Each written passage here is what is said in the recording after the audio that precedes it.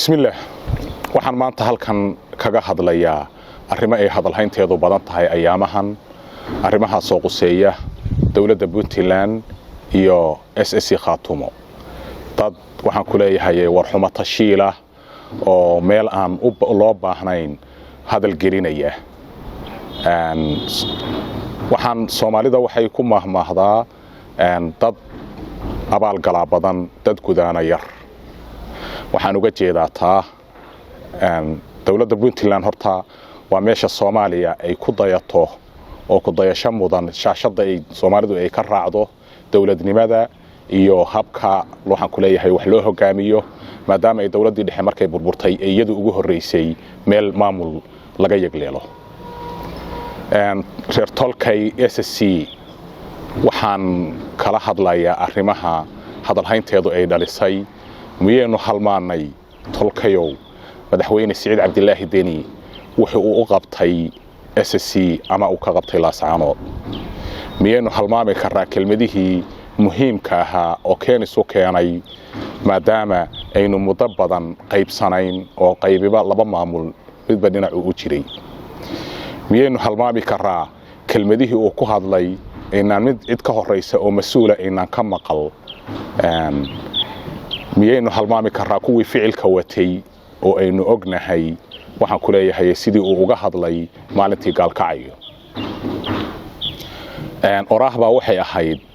waxaan ku leeyahay ruux waxa lagu qiimeeyaa qowlkiisa waxaana lagu la xisaabtamaa afcaashiisa waxa muuqata waxaan ku leeyahay hogaamiye sida lagu yaqaano in qowlkiisa iyo ficilkiisu ay iswaafaqaan waxaynu ognahay inay iswaafaqeen wixii uu ka yiri Laascaanood inuu hirgeliyay oo maanta nabadda taala ay tahay mid Ilaahay ka sokow isaga ka timi waxaynu ognahay oo aanan abaalkiisa gudi karin nin waliba Puntland yimaada wuxuu oran jiray waxaan qabanayaa Laascaanood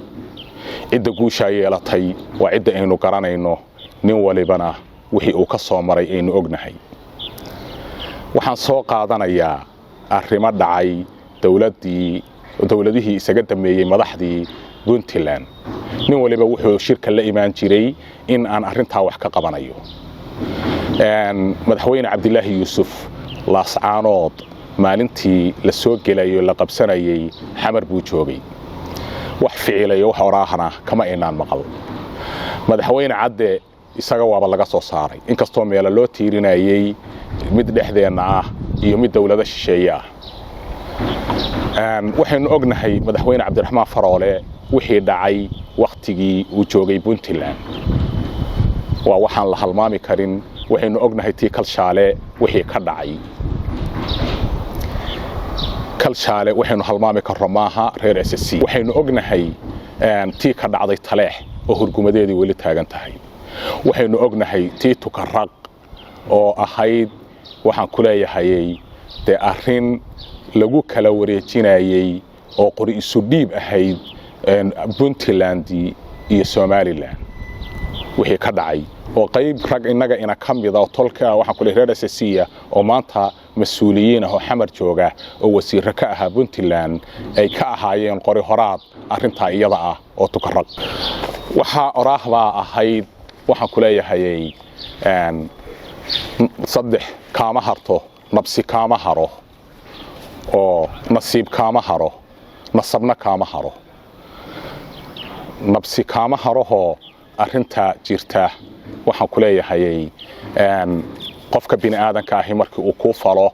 waxaan ku leeyahay wanaag uu ku falo waxa loogu abaalgudaa wax la mid ah laakiin haddaad cagsigeeda samaysid taas waa waxyaalaha la iska ilaaliyo oo nabsiga keenta nasab lagu kala tagi maayo oo waynu ognahay magac baa ina xiriiriya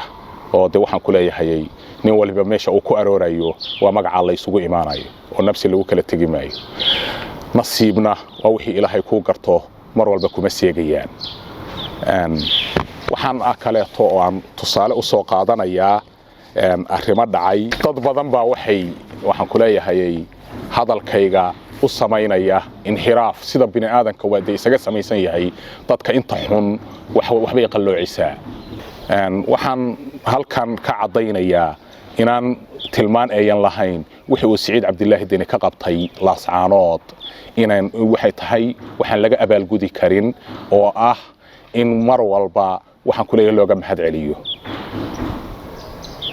dadka aniga hadalkayga dad badan baan ogahay oo goobaha ka hadla abtinimo iyo meesha joogin markaa keena anigu waxaan ka hadlayaa waxa xaqaa'iq ah oo jira iyo wixii meesha laga qabtay waxa lagu naaloonayo maanta iyo nabadda taala inuu isagu uu mug weyn ku lahaa waynu ognahay qofka mas'uulka ahi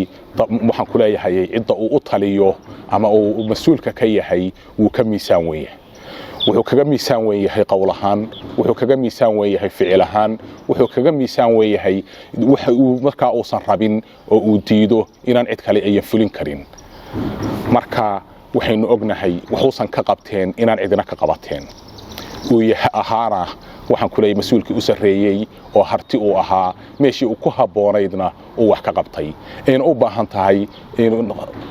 ina ku tahay waxaan ku leeyahay khasab inaynu arinta uga mahad celino maadaama aynaan gudi karin abaalkiis waxaan soo qaadanayaa gabay horay u dhacay waqti hore oo qarni iyo laga joogo oo laba nin oo walaalaha ay isu tiriyeen gabaygaas oo ahaa waxaan ku leeyahay nin oday walaalkii uu tiriyay isaga oo arrimo badan meesha ka muujiyay ninkaasoo nin uu jawaabay buu ahaa laakiin inagu ma jawaabi karo maanta gabayga misaal ahaan waxaan u soo qaadanayaa maanta inay ma jeerteen tirinayo oo dhulbahanta u tirinayo laakiin jawaabtii inaga inooma taal wuxuu yiri gabayga wuxuu ku tilmaamay marka wixii jiray oo ugu wanaagsanaa ummadda ay haysato wuxuu ahaa geela wuxuu meel badan buu ka soo geliyay geela maantana u dhigma sida dekada gaadiidka hubka iyo wixii la mid ah wuxuuna ku bilaabay gabaygii sida tan gaalo iyo islaan maalintii lagu guraynayay godka lagugu beegiyo markaad gebi ka laadlaaday garbaduubka maantaad ahayd goofka lagu tuuray guduud iyo caddaan iyo madow goodir iyo aydin anigiyo geyshkayguba waa u sinayn guritinkaagii balgarwaaqso xarigaa gasho anigu kaa gooyey adoo meel ku guura ah maxamed kuugu godol yaaba qalmaha galool iyo idiin gorof ku maashaaba gaafaha la kala qaato iyo guur ku bixisaaba gashi keentaya iyo adoo goomar rarataaba gucumaale naaxiyo abaar goolka qalataaba haddaan guluf la teginkaygu waa gumara kuu taale geed sara kuwaabkaa taqaan waa ku soo gabiye garka iyo wadnuhu waa dhashii bihini geesoode garka iyo wadnuhu waa dhashii bihini geesoode